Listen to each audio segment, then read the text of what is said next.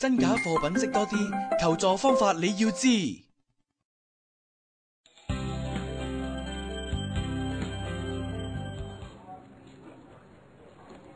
咦，美美咁啱嘅，去邊啊？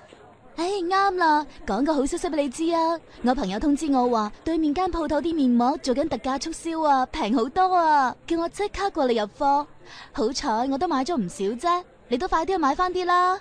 係啊，睇下咩嘢牌子，等我都入翻啲貨先。好啊好啊，睇下。咦，美美，呢隻面膜我都有用開㗎喎。咦，但係點解個包裝好似有啲唔同嘅？係咪假噶？吓，你咁講落又好似係噃，我仲買咗成打添，點算啊？唔緊要，附近有消委會，我帶你去問下先。吓，好啊好啊。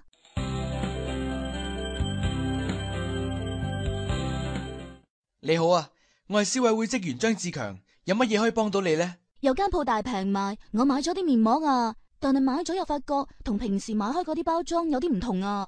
我擔心買咗假貨啊，我應該點做啊？我可唔可以退翻錢噶？我幫你落個投訴先，之後我哋會幫你轉過去相關嘅部門處理噶啦。